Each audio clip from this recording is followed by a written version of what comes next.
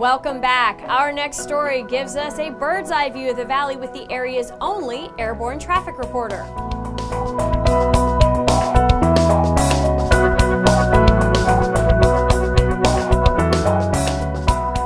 It's only been since January of this year that Y106.5 and Big Country Radio took to the skies to report on local traffic. Every Thursday and Friday, Nate Flyin O'Brien brings you valley traffic updates between 4 and 6 p.m.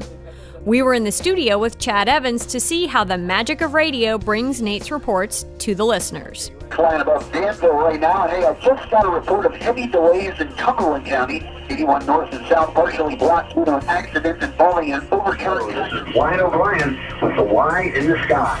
Well, that's all very interesting, but I wanted to meet the folks that actually bring these reports to life. To do that, we headed off to the Penn Valley Airport in Selinsgrove. Heritage Aviation has managed the airport since October 2008. We maintain airplanes we have a maintenance shop, we sell fuel, we rent hangar space, we have a flight school, we rent aircraft. We're also charged with managing the Penn Valley Airport.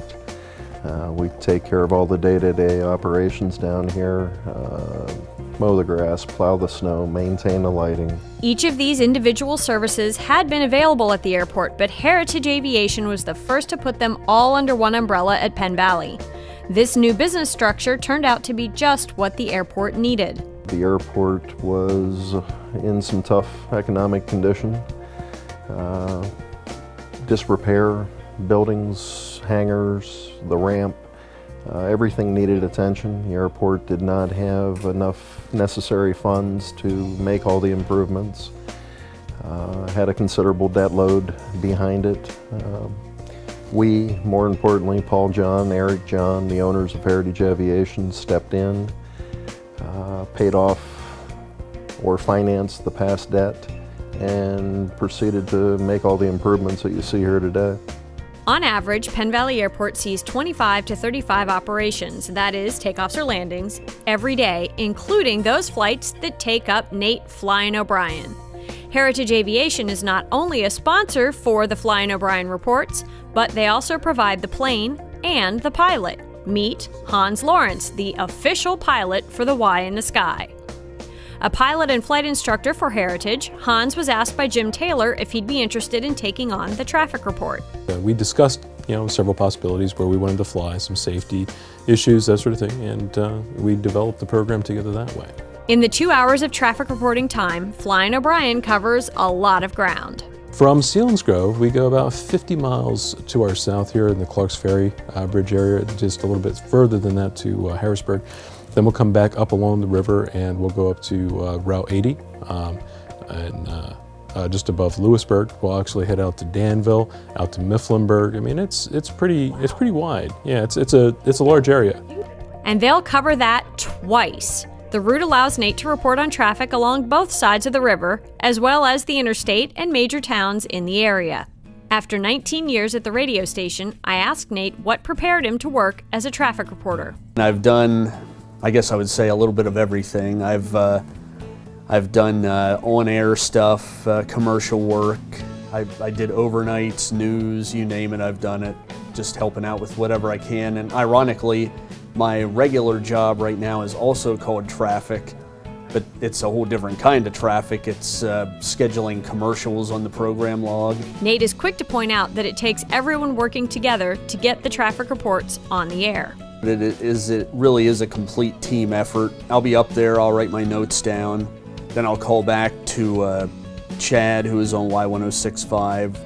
Todd is on Big Country. I call them on my phone. I have a headset that one of our sponsors, the Eye Center, was very gracious in sponsoring that. It's a noise-reducing headset. It works very well. Hans agreed that this is definitely not a one-man job. He's doing his job and I'm doing my job. Flying the airplane and flying it safely, frankly, is enough, to do.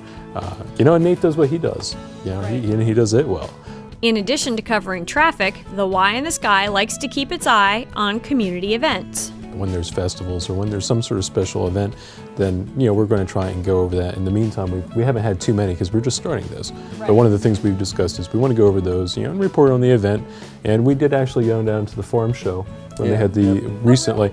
Yeah, we were over the farm show and we reported on traffic there. No surprise, it was pretty heavy. The day we filmed our interview was also the Lewisburg Ice Festival. Just after the break, I'm taking to the skies with Flyin O'Brien.